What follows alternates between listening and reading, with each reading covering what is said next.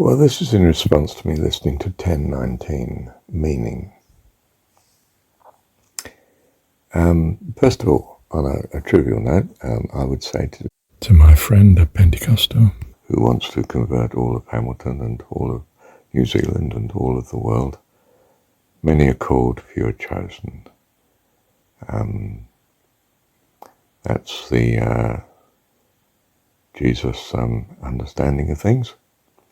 And it implies that he's on a goal that's, well, not going to be fulfilled. And the reality is many will be called. You could spend all your life calling many, and few will be chosen. That doesn't mean to say you're wrong to go out and do the calling, because perhaps the few wouldn't be chosen otherwise, wouldn't have the opportunity to come in. But you're not going to end up with all of Hamilton becoming wonderfully Christian in your understanding of it, and all of New Zealand and all of the world. That's not what God is doing in this creation. This creation, especially the earth as we see it, seems to be majorly populated by people who, well, at least need to be called, and certainly need to be chosen, and will not be. Okay, let me go on to another point that I want to make on the meaning recording. Is it 1020? Anyway, the one that says meaning about 3 or 4 back. Let me conceive for a moment that God has created the universe not just because he thought it'd be a good idea, wouldn't it be nice to have company and fellowship and family. So how about creating a universe that brings such children into being so that I can have this wonderful a heavenly host to live with for eternity, of equals and so on, that we can be a wonderful, harmonious and sacred, eternal blessing. It's far more serious than that. It's that in his loneliness, he was suicidal. In his loneliness, despite all that he had,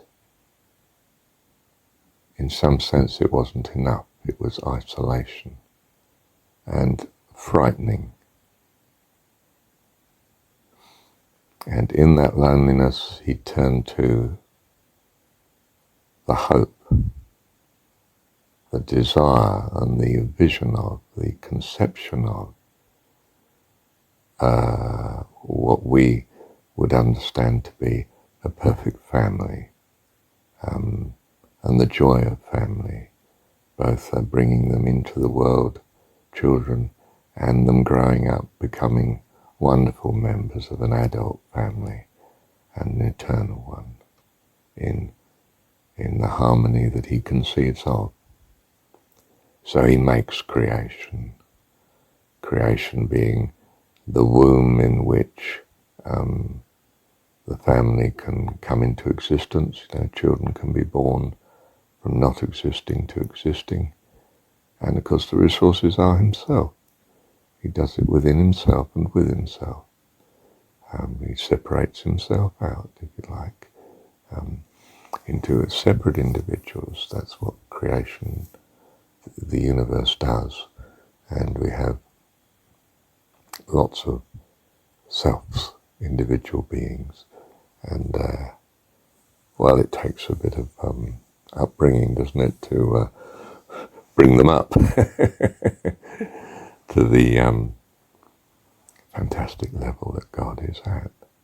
We're children of God, and that implies becoming adults with God. Fantastic. I mean, it's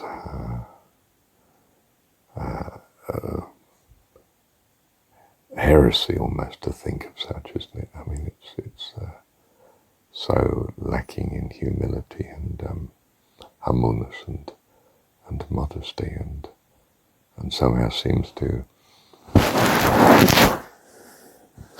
press against the notion of worship where God is infinitely wonderful and we are infinitely not. And we defer utterly to him. To imagine that we could ever come to a state where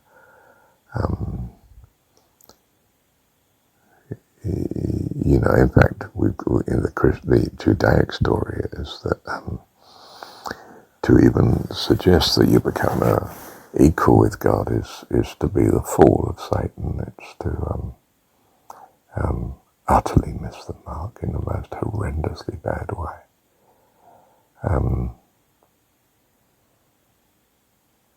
And, well, that is true, except God has it otherwise.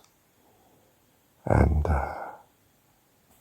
well, I'm hoping God does have it otherwise. Because in my experience, which of course is extremely narrow, and yours is as well, of course, hang on, I don't want to be too humble about this, we see that we can't truly be in the fullness of family and fellowship and joy unless the other people around us are enjoying the same facilities and happinesses. And to do that, they need to have our abilities and the wherewithal that we have. In other words, I need to make my children equal with me.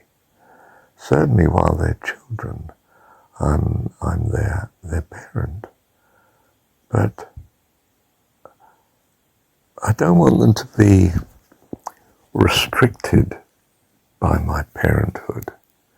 I want my parenthood to blend or transform into a friendship forever.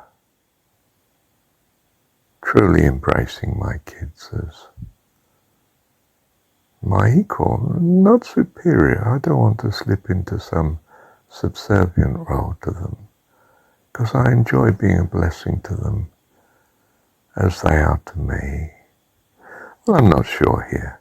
I mean, I can't quite grasp what I'm at here, but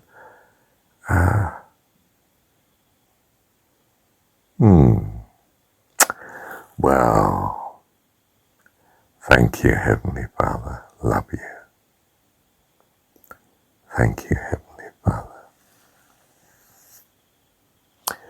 And perhaps you'll, well, I'm sure you'll guide us into what we should, how we should see it. At least how we should see it in the present. And who knows how you will have us see it in the future as we come nearer to what you conceive of, Father, as just wonderful. Well, what you have conceived of already and achieved is, of course, unbelievably wonderful. I don't mean unbelievably. Is wonderfully wonderful. I think I'm getting tied up with words here. Thank you, Heavenly Father.